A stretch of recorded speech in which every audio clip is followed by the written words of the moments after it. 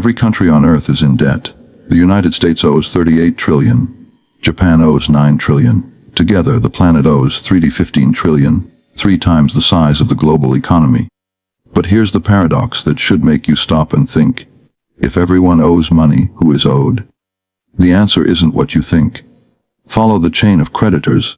Trace who actually holds the debt, and you'll find something unsettling. The world doesn't owe money to anyone in particular. It owes money to itself. And that didn't happen by accident. 4 men, 4 bankers across 3 centuries, designed it that way. They built a system where debt can never be repaid, where governments borrow forever, where interest flows endlessly upward, and where those who built the trap profit from every payment, every bailout, and every crisis. This isn't conspiracy, it's documented history. The meetings happened. The contracts exist. The mechanisms are public record. And when you understand how it was built, you'll realize that 38 trillion isn't a mistake. It's the system working exactly as designed. Let's trace it back to the 4 architects of the modern debt trap. Before 1694, kings borrowed money the old-fashioned way. They went to merchants or nobles, promised repayment with interest. If they couldn't pay, they defaulted. The lenders lost money and the king borrowed from someone else. Debt was risky but temporary. It was either repaid or forgiven. The system cleared. Then came William Paterson, a Scottish merchant and relentless financial schemer. In 1691, he had an idea that would reshape civilization. England was at war with France. King William II was desperate for money.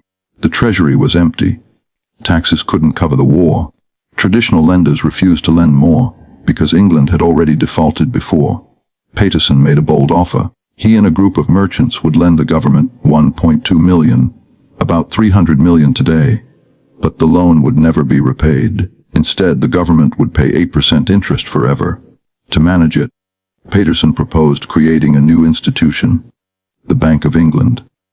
Here's how it worked. Merchants gave their gold to the bank. The bank lent it to the government. The government paid annual interest from tax revenue, and the bank passed that interest to the merchants. The key detail, the principal, the original loan, would never be repaid. Why would merchants agree to that? Because the interest payments were guaranteed by Parliament, backed by the power to tax citizens. As long as England could collect taxes, the interest would flow. The merchants' notes, representing their deposit, became tradable. They were better than money. They paid interest. In 1694, Parliament approved Paterson's plan. The Bank of England was born. The merchants funded the war. And for the first time in history, national debt became permanent. Debt was no longer a temporary burden. It was a feature of the system. The bankers earned 8% annually forever. If they wanted their money back, they could sell their notes to someone else. The debt was transferable, but never repayable. Then came Paterson's greatest innovation. The Bank of England could issue paper money backed by government debt. It could print money out of debt itself. The government's IOU became currency. The more the government borrowed, the more money could be created. The foundation of the modern system was laid. Governments borrow. They never repay. They pay interest forever, and the debt becomes money itself. Within 50 years, every major European power copied the model. France, the Netherlands, and later the United States all adopted permanent public debt. Paterson died in 1719, not rich, but his creation lived on. More than 3 centuries later, Britain still hasn't repaid its national debt. It's only been rolled over, refinanced, and expanded. The trap was set, and every government since has walked willingly into it. By the early 19th century, European governments were hooked on debt. They borrowed for wars, infrastructure, and everything in between, but the market was disorganized. Rates varied wildly, and loans were local. Only the wealthiest merchants could participate. Then came Nathan Rothschild, the man who industrialized government debt. The Rothschild family began as money changers in Frankfurt. By 1800, the 5 brothers had branches in London, Paris, Vienna, Naples, and Frankfurt. They built the first true international banking network. Money could move across borders faster than ever before. Nathan Rothschild, based in London, saw the opportunity. During the Napoleonic Wars, he arranged loans for Britain. But he changed the structure. Instead of lending directly to governments, he bought government bonds at a discount, then resold them to investors for a profit. He created a secondary market, the modern bond market. The government got cash immediately. Rothschild collected the spread. Investors received tradable securities. But Rothschild's real genius was information control. In 1815, after the Battle of Waterloo, he received news of Napoleon's defeat before anyone else. He used that knowledge to manipulate the London bond market. He sold bonds first, causing panic and a price collapse. Then he bought massive amounts at the bottom. When the official news of victory reached London, prices soared. He made millions overnight. He didn't just trade bonds, he controlled markets. He set the terms of government borrowing. By 1820, the Rothschilds dominated European finance. If a nation wanted to borrow, it went through the Rothschilds. They controlled the investors, the pricing, and the flow of capital. Their innovation made debt so interconnected that default became impossible. If one government refused to pay, the entire financial web would tremble. Default was no longer just a national problem. It was a global risk. Debt had become inescapable.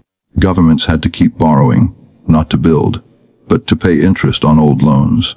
The Rothschilds became the richest family in the world. Their wealth came from one thing: interest on sovereign debt. They didn't produce goods or build factories. They owned governments' promises to pay. The trap that Peterson designed, Rothschild perfected. By 1900, America had become a rising economic power, but its banking system was chaotic. Every bank issued its own money. There was no central authority, and financial panics were common. In 1907, a major panic hit. Stock markets crashed. Banks failed. The economy froze. J.P. Morgan, the most powerful banker in America, stepped in. He gathered New York's top financiers in his library, locked the doors, and forced them to pool money to save the system. It worked. The panic ended, and Morgan became the unofficial central banker of the United States. But Morgan knew he wouldn't live forever. He needed a permanent institution to do what he had done manually. So in 1910, he and a group of powerful bankers and politicians secretly met on Jekyll Island, Georgia. For 9 days, they drafted the plan for what would become the Federal Reserve System. They knew the public hated the idea of a central bank, so they disguised it. They called it a Federal Reserve, not a central bank. They divided it into 12 regional banks.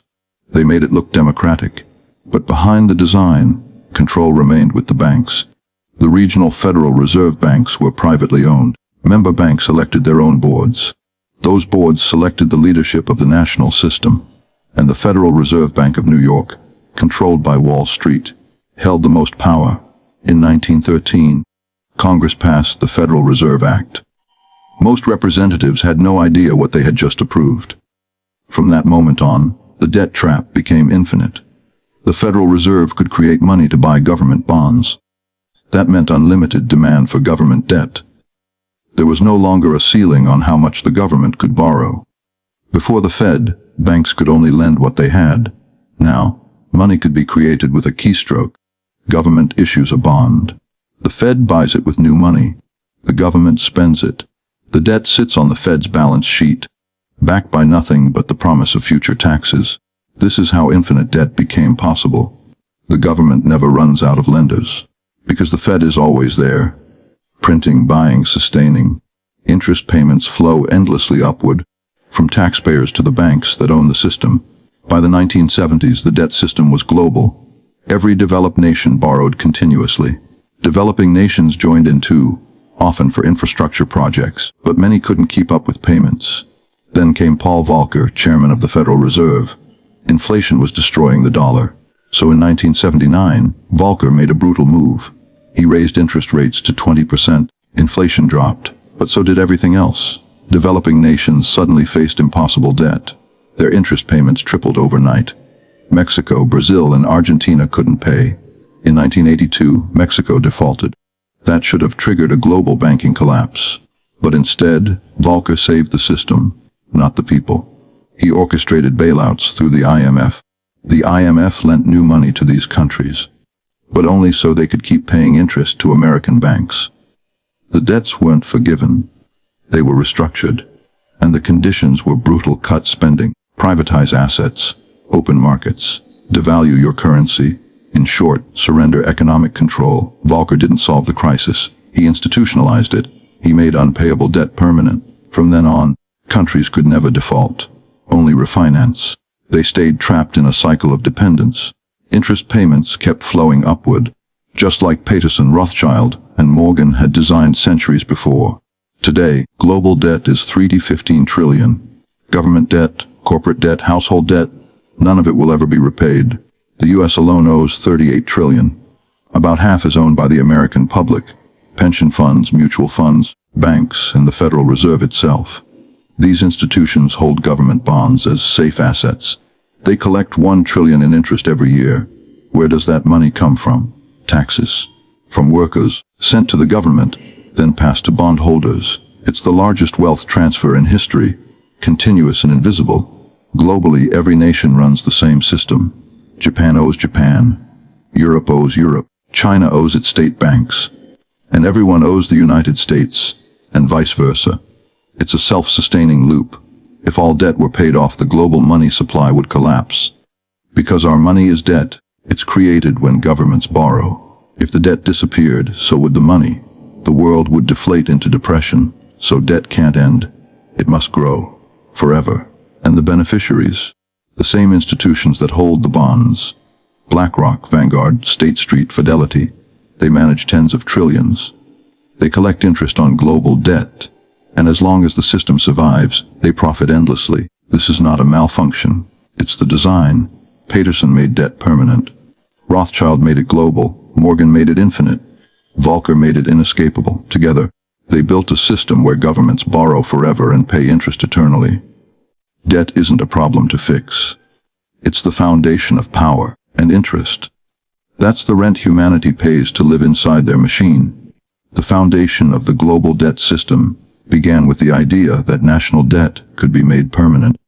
Before the late 17th century, borrowing was temporary. Kings and governments borrowed from merchants, nobles, or other countries to fund wars or trade, and they were expected to repay or default. Debt was seen as a burden that had an end. When William Paterson proposed the Bank of England in 1694, he introduced a revolutionary concept that debt didn't have to end. Instead, it could be turned into a system that generated constant income for lenders.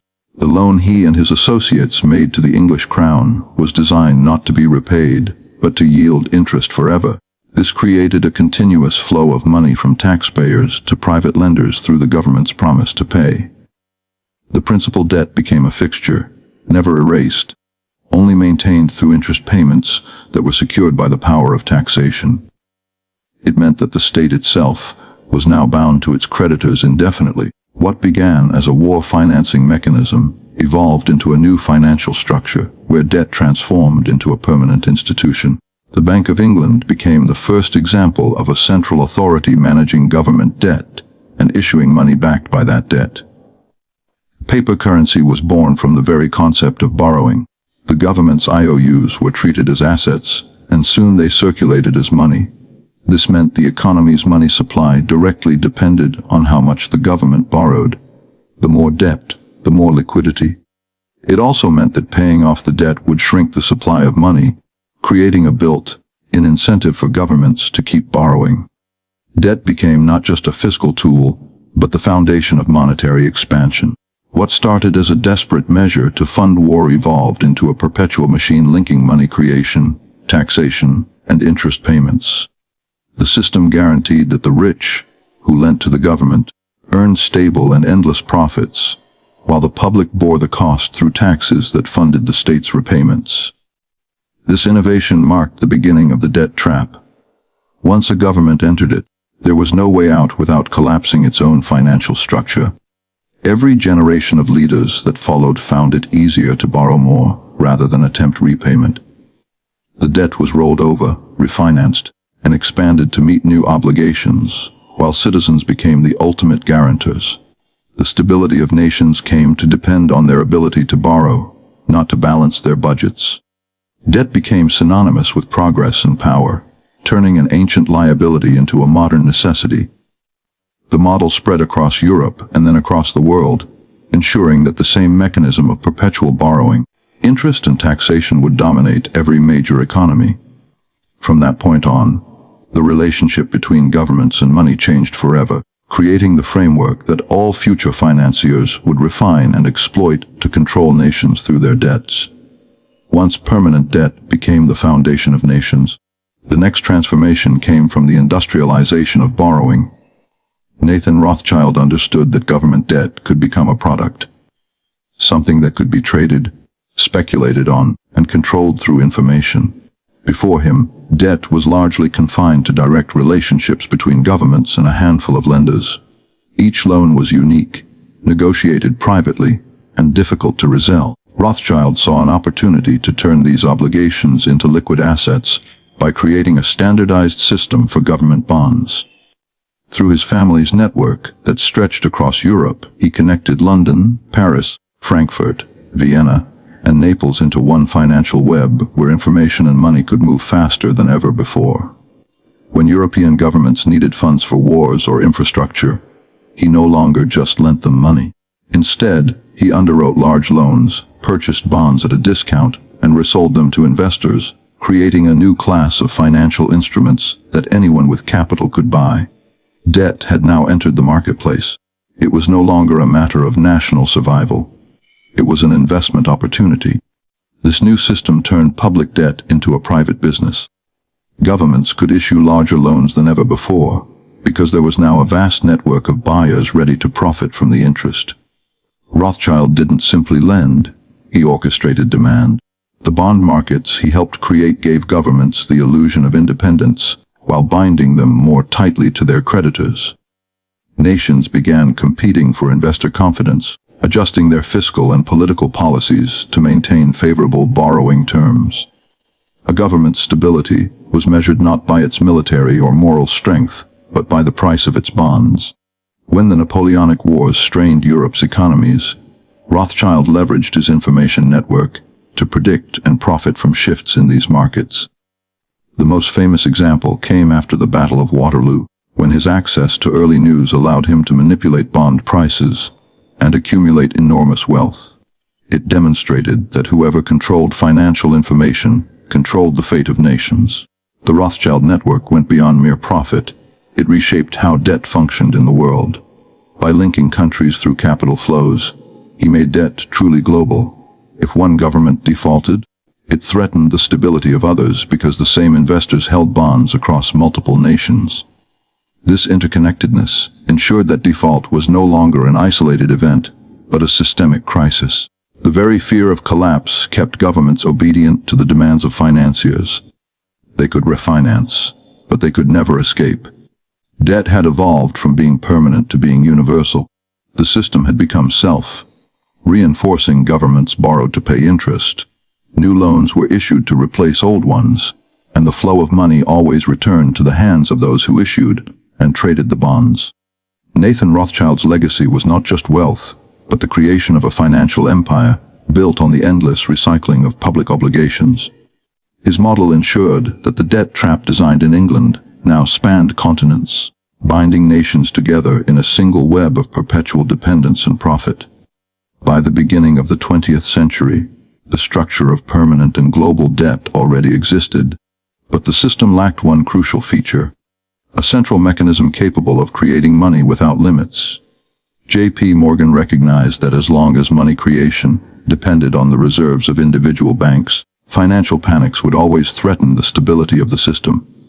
In the early 1900s, America's banking network was fragmented and unstable. Hundreds of banks issued their own notes, and trust among institutions was weak. When panic struck in 1907 and the markets collapsed, it was Morgan who personally stepped in to coordinate rescues and restore confidence. His actions saved the American economy, but also revealed a fundamental truth: the power to stabilize finance required centralized control. Morgan's intervention proved that a single authority could prevent collapse, and he understood that this authority could be institutionalized in a permanent structure that outlived him.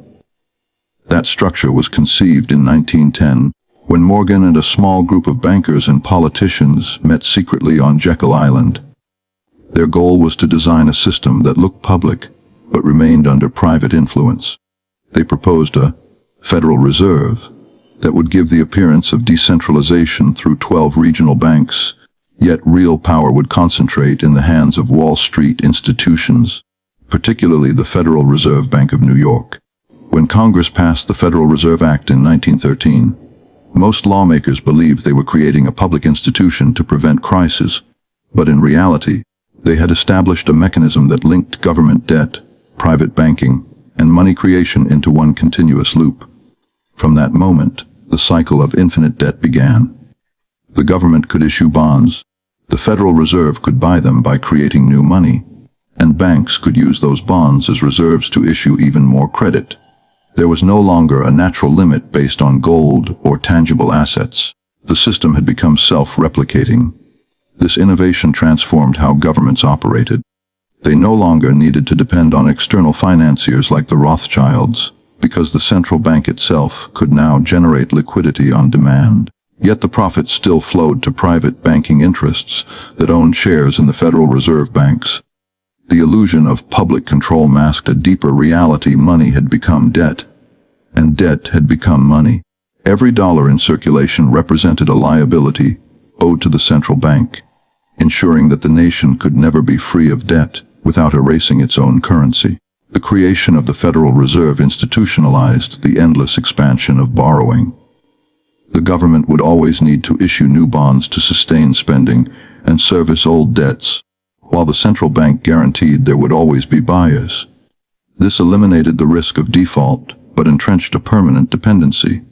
The system was now infinite by design, and Morgan's vision of a controlled yet profitable financial machine had been achieved. Through the Fed, the private world of banking gained the power to create public money, ensuring that the cycle of debt, interest, and credit would continue indefinitely without the need for physical wealth to support it.